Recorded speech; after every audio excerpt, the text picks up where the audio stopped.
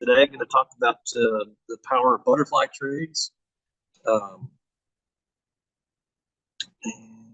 get going. Get our disclaimer out here. Basically, everything that we're talking about here is for educational purposes only.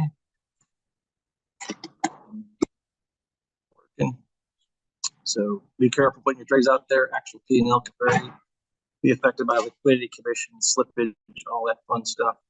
As we're talking here, there we go. All right.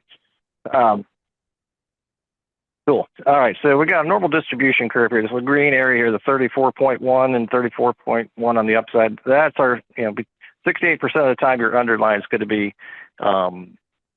in between here.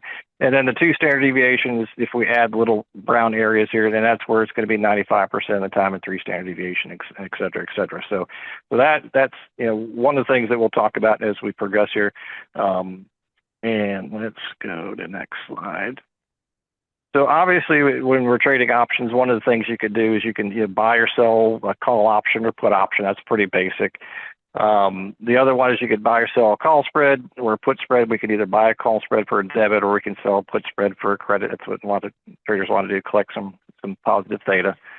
The other thing we can do is we can sell or buy or sell an iron condor, and we can do ratios and diagonals and things here. But we're trying to keep it simple today, and we're going to stick with buying and selling butterflies to provide some flexibility for the trader. So what is a butterfly? Sorry about that, folks. So what is a butterfly? So a butterfly consists of three strikes, a combination of long and short strikes. The 660 here is the first strike. That's the little area down here below. We'll talk about this here in a second. -4 times 2, that means we're short 2 strikes. So this means we're short 2 of the 1920 strikes. And then we got this little 290 guy down here at 1900. That is another long strike. So we got 2 long strikes here, and then we're selling 2 shorts up here. And the combination of all 4 of those, because if you buy those, and then we're selling the meat or the short, the shorts on the butterfly, then it comes to 75 cents for the butterfly. So down below here, you see I got 75 cents, and that first little trade there is when you do everything and add everything up. So if we buy all 3 of those strikes and sell 2, then we get 75 cents. Now, I also put down below, just breaking it out here, and you can see it better on screen here for those who are in person here. I broke out the single strikes down here where, the 1940 put strike, that's $6.60, which is the first strike we talked about. The red line is the 2 contracts that we're selling, and that's the 1920 puts that we're selling for $4 each. And then we're buying the 1900 for the 290. So what you're essentially doing is you can typically enter this as a package, meaning it's one order that you send to your brokerage platform. Some people like to leg in. That's another discussion in itself, but that's just the kind of basic butterfly structure. Now, the first thing we do want to talk about is to assess the IV rank and implied volatility. Higher implied volatilities are preferred, as butterfly trades are generally in the negative vega trade camp. So they benefit from a decrease in IV, a decrease in implied volatility.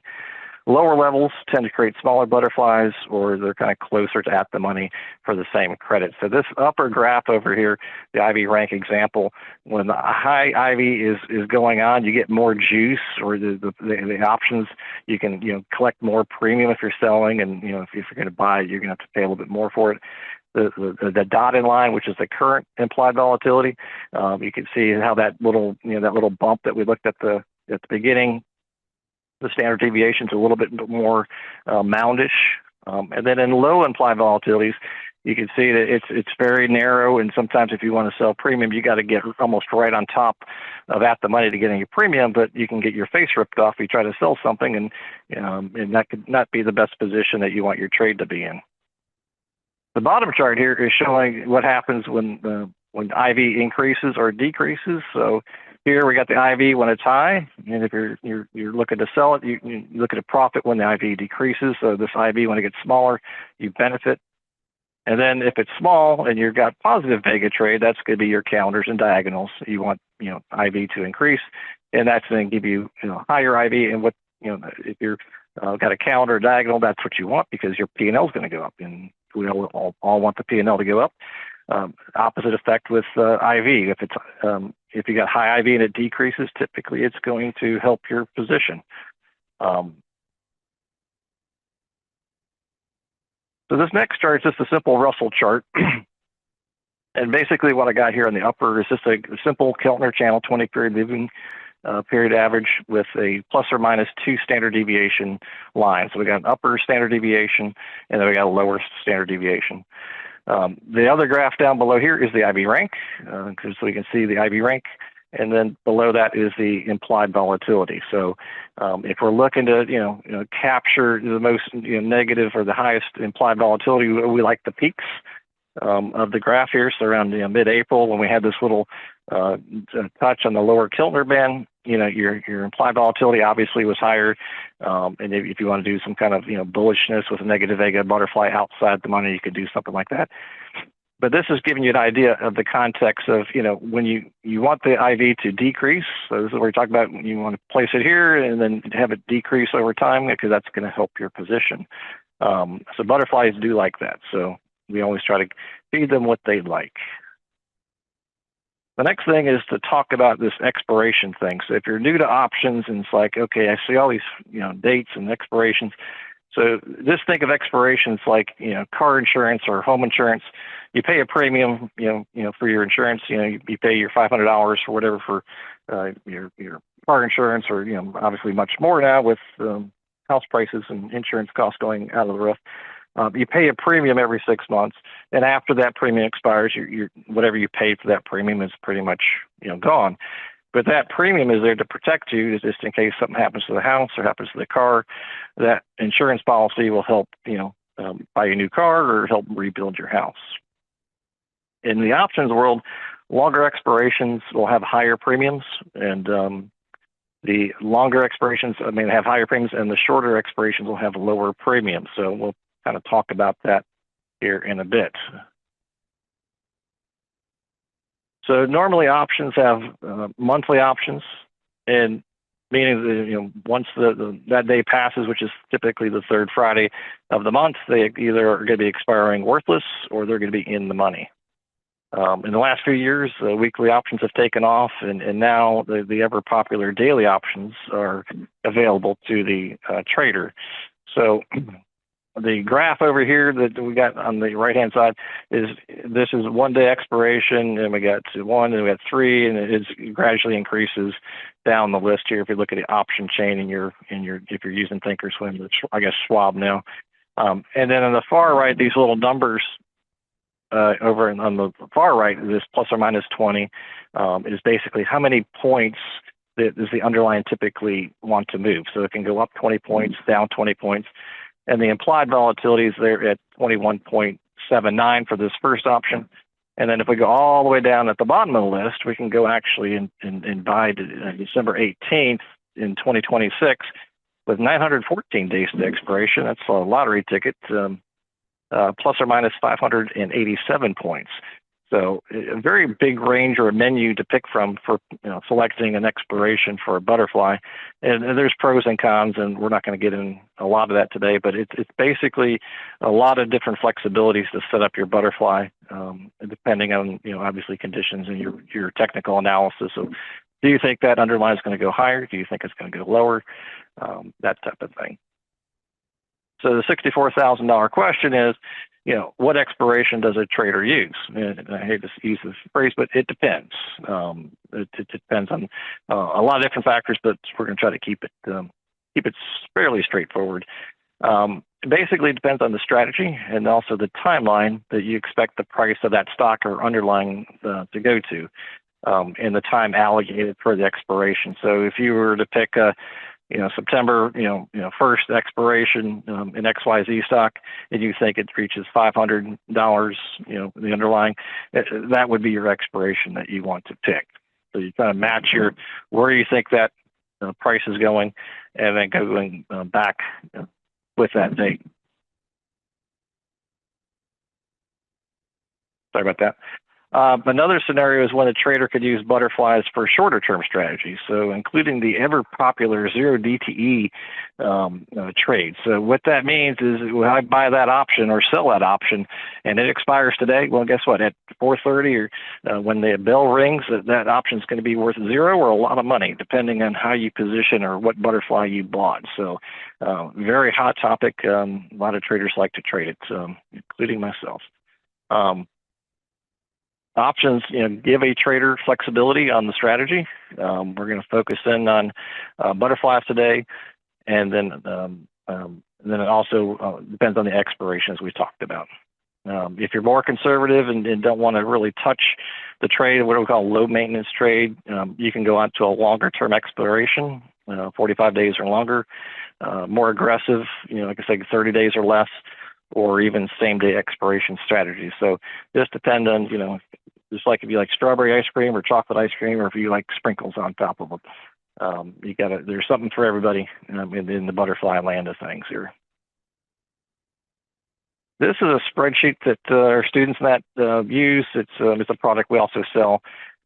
It's a tool to help find different types of butterflies, and this is basically showing an expiration of a July 26 expiration, and we're using the Russell in this example, and we have a strike price of 2005.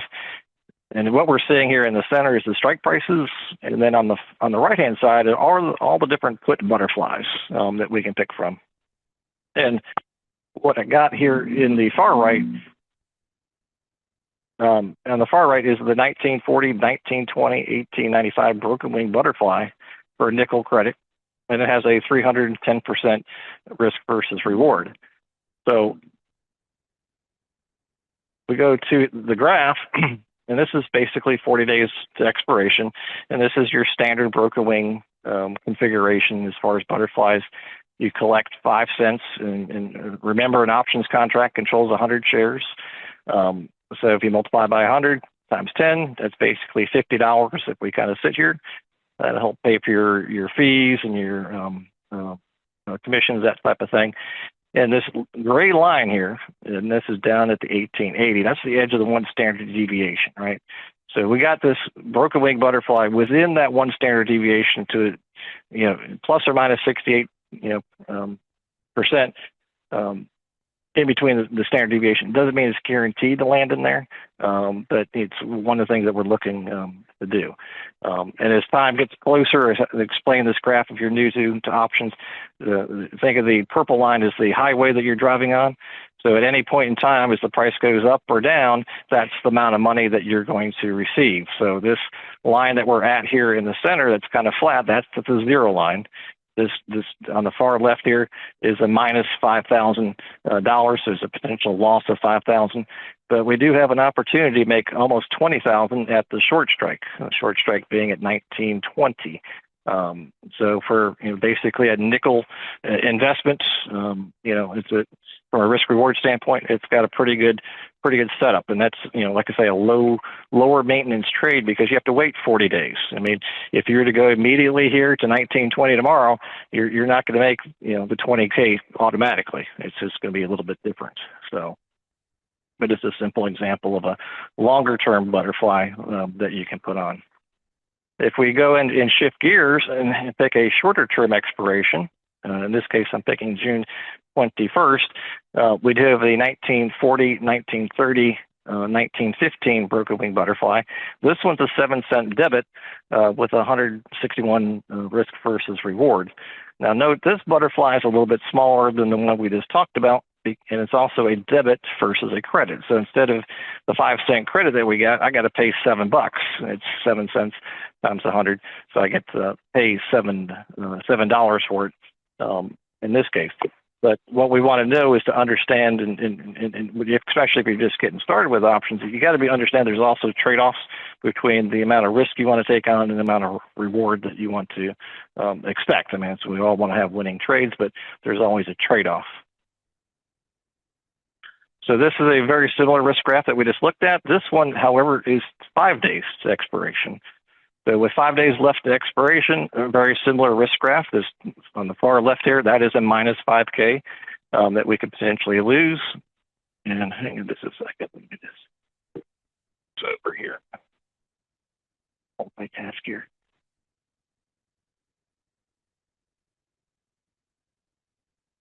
So the far right is the minus 5K at expiration. So this green line is what will be at 5 days. So the purple line likes to go to the green line. It'll slowly melt there as we get closer and closer to expiration.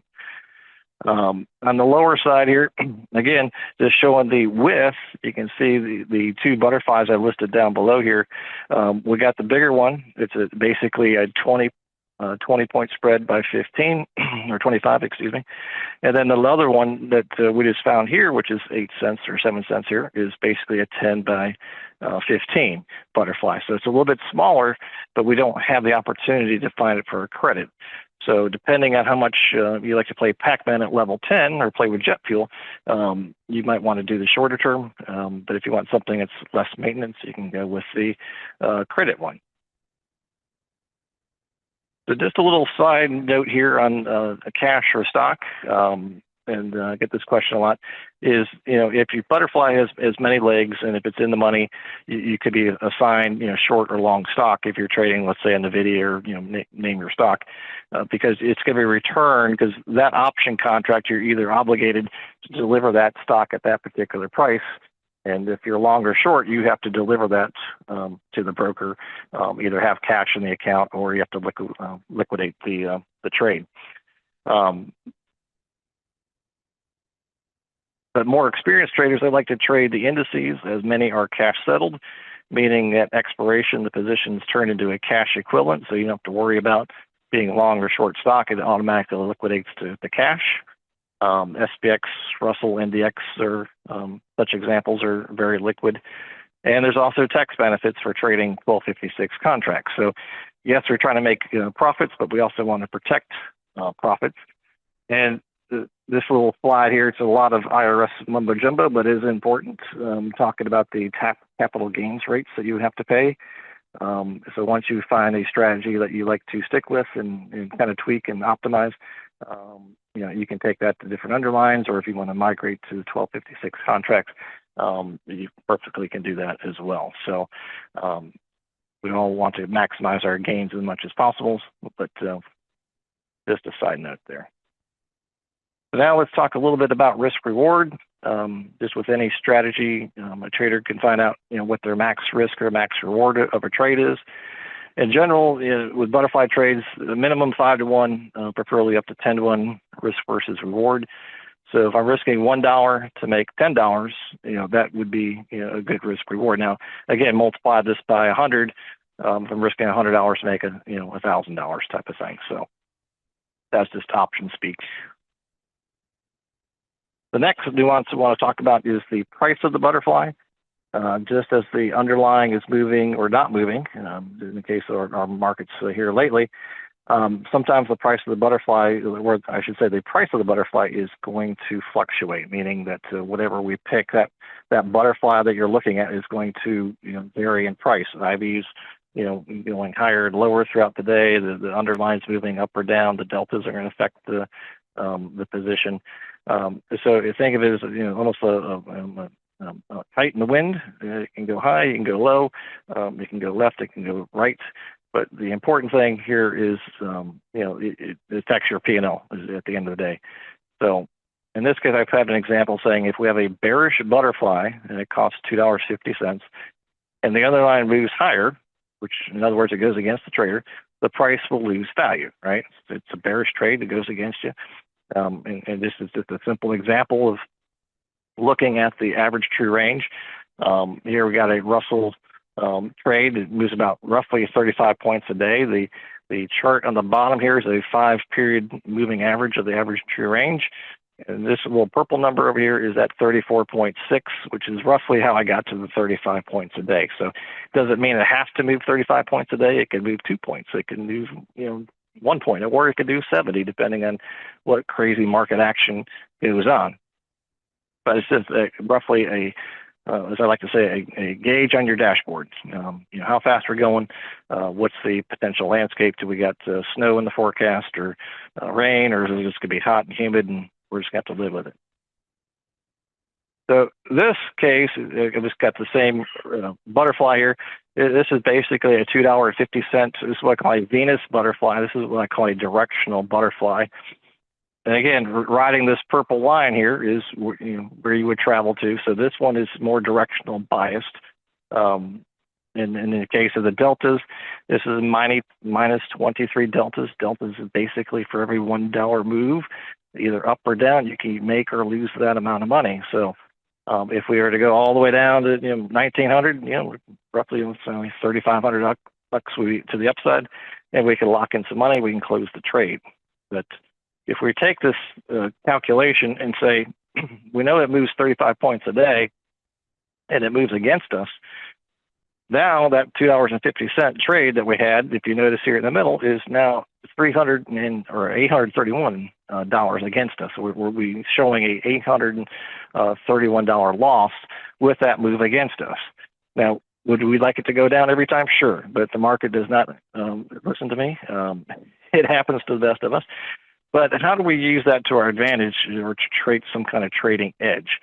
So what we do, or again, is if we're to adjust the price of that butterfly, I think everyone would agree that we'd be down on the trade, right? And if we move up and we're down that amount of money, the price of this butterfly should be cheaper because, again, this delta here was minus 23. This is minus 18. We adjust the price lower, so instead of 250, now it's $1.75. Would you rather buy it at $1.75 or 250? I think I'd rather buy it at $1.75. So that's, again, how we try to get some type of edge. Now, obviously, you can have deltas affected, the implied volatility can affect it, but it's what I call back of the napkin type calculation. So you can get a rough idea of your trade, because if you can't watch the market, you're looking at night, you find a butterfly you like, you can do the simple calculation, put it in, see if you get filled in the morning, check it at lunch. It's like, oh, I got it. Okay, so good. And then you move on to your next part of your trading plan. So then as a trader gains knowledge and the trader can say, okay, what strikes do I select for the butterfly? And that's a whole separate discussion in itself. Again, this is just showing, the 1 is the first long strike, 2 is the short strike, and 3 is the outer strike of the butterfly. And again, just showing a simple example of just a directional type butterfly, and we do a lot of those in our class. So another thing that comes up is, our indicator on a trader's dashboard is, when do you put on a butterfly? You wait when you have a down day, do you put a trade on, do a broken wing? You can, if you're bullish, when do you want to put it on? And what you may want to do is wait till you get to the support area, and you can enter a bullish butterfly to the upside. Likewise, if the stock hits resistance, you might want to do a bearish butterfly. So again, you're just trying to, we use a lot of price action to kind of help put our strategies on to give us edge. So that's another discussion. But here is just a little advanced example. We did in one of our Friday live classes. We do live sessions Friday afternoons. And then it's to kind of talk with the markets and look at price action. And we look at potential trades that we might do that day, or look at what we currently have in our library. In this case, it was a Friday. We bought 10 symmetrical call butterflies for 60 cents debit. Did a 10 lot. So max risk is $600. It's around 10:30 in the morning. Now I will preface it. This is a 0 DTE trade, so we're playing Pac-Man level 10 here. This expires. I bought it at 10:30 after an hour.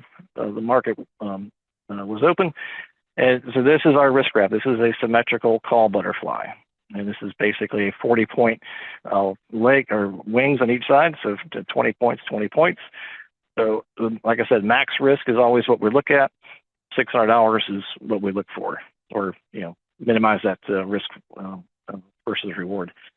At about 2:30, the S&P moved higher, and we boxed in 3 of the 10 contracts for a $5 credit or $1,500 total credit. And what that means is basically we're using puts.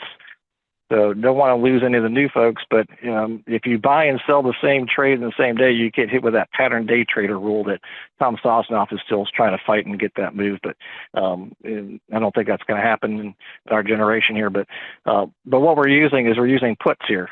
So we're selling a put spread or put butterfly to lock in those gains and not get hit with the day trader rule.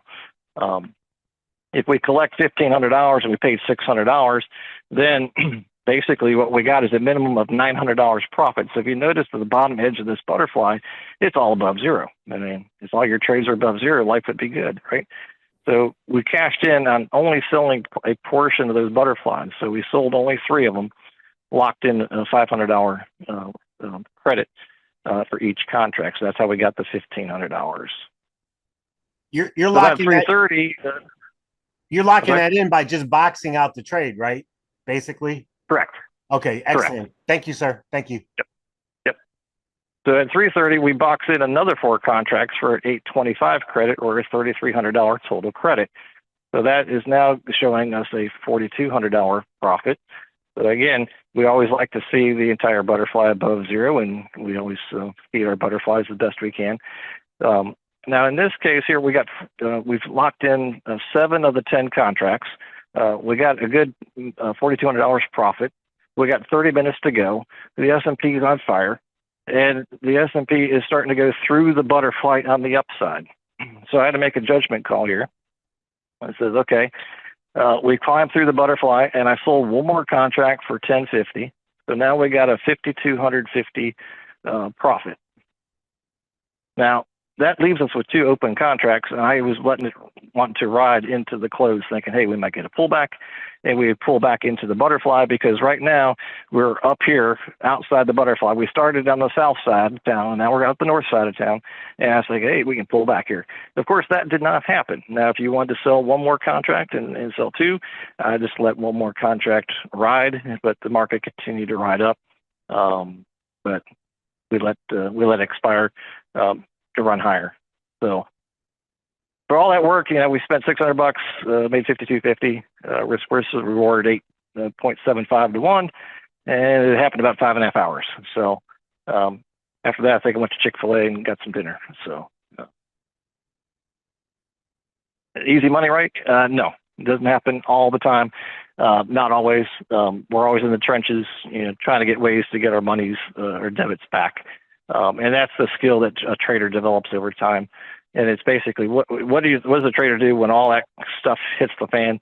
Trying to remain calm, keep your emotions in check, and executing your trading plan. So a very quick note on risk management is it's vitally important in your trading career. 1 or 2% of your capital per trade is the standard baseline a trader should consider, but always start with paper trading before risking real capital. So you can't underestimate that fact enough. So just wanted to mention that. So that was the fun we have on Fridays. Not all Fridays are that way. Sometimes Fridays, we hardly move like 10 points. Other times we start running wild, so to speak. So as this a commercial promotional note here is we do have a weekly options webinar every Tuesday at 7:30 Eastern, and live market Fridays. We do have a Discord channel.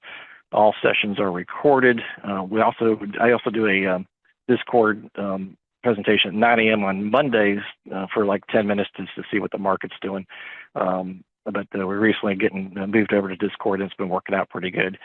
So all the trades are posted there. We also get a Dropbox. So anytime I update a trade, your Dropbox folder gets updated. So you have all the trades you can just automatically import into TOS. And if you want a free butterfly glossary and all these different butterfly terminology stuff, just shoot me an email. I'll send you the PDF, and it goes into more detail on that. And then I also have a link to the Excel dashboard that we're showing.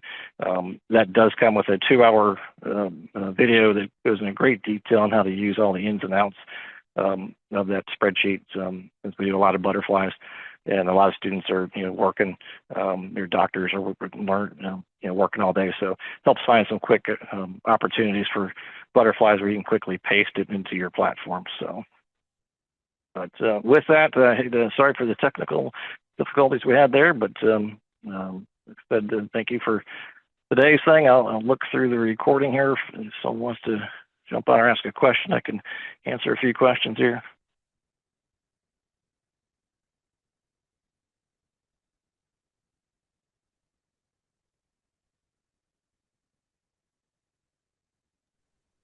For your Excel spreadsheets, do they have any direct interconnection with any trading platforms such as Thinkorswim or Tasty Trade or anything?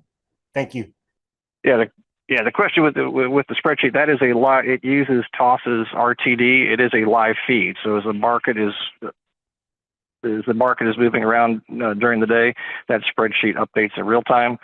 And then the prices that I was showing, on that spreadsheet, you click on that cell, and you can paste directly into Toss, and it puts the butterfly right in your Toss Analyze screen without having to manually type it in. So it's a big time saver. So it does broken wings, it does Venus flies, broken wings, what else? Verticals, all the typical type of trades.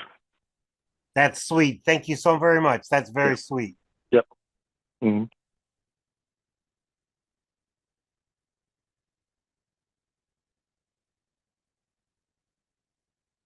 Will there be any adjustments for zero DTEs? Very interesting question. So as I mentioned earlier, and I tell people, like, you'll see a bunch of presenters and have different strategies, and I tell traders to make it their own.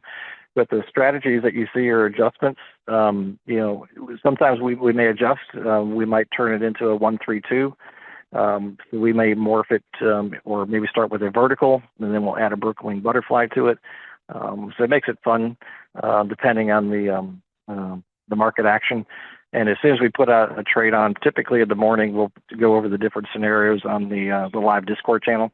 I also use TradeStation to show some of the futures and stuff, because if the market's not open, it's not much to talk about. But if we use TradeStation to look at the different charting capabilities and talk about different scenarios. But we'll use Toss to look at the different scenarios that we can use to adjust butterflies.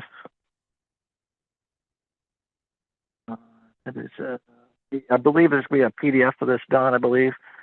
If not, we'll get it to you, whether it be Don or we'll get Tom to post it. So there should be a PDF deck get to you. Eddie, I don't have all. Oh, go ahead. Go ahead. I'm sorry. I just lost my thoughts. So go ahead. I'm gonna say one thing. I was thankful for participating in this webinar is when you stated to bypass the day trader rule. As Sosnop, that's brilliant to box out your trade as opposed to, just trying to get out of your butterfly to box it out, using the puts, because that gets around that day trader. That's excellent. That's outstanding. I wish I'd remembered and thought of that, back in my trading days when I was trading through Tasty Trade. I got pattern day trade. I was making money too in the SPX, but no, that was brilliant of you to say that. That's an important. That's important because a lot of people get hit with that pattern day trader, and if you can box out your trades, you're locking in your profits or limiting your losses that way you can avoid the pattern day trader. So outstanding of you to say that. Thank you. And then anything, but what's your profit and 24 drawdown win rate? I used to keep track of that, Eddie, and it's a fair question. I mean, I'm not trying to skirt it by any means. We have a wide range of beginners to advanced. What I really help to teach students is how to get out of trades, and so we use probabilities, and we'll ride it to the bitter end, so to speak. But what do you do when it goes against you? And not so much as like closing out the trade. We'll do layered trades where we'll use a different expiration, counteract the deltas that you're experiencing in an earlier expiration, because those are the skill sets that'll help get you out of a jam. We'll let it ride. I tell if you want to be more conservative, you can take the trades off, or early if you'd like. If you see a profit, go ahead and take the profit and run. We got other people that double up on the contracts. As a whole, we usually do one contract per $1,000, just to keep a good middle ground. So typically we do a 5 lot, so we're looking about a 5K margin. We'll go up to highest as 10K, but we try to keep it realistic. Obviously I can do a 50K trade with portfolio margin, but most of the class won't be able to trade it. But it's it's been a good year. And people use this, they set up their LLCs for trading and all that. But yeah, you got to be profitable. So good question.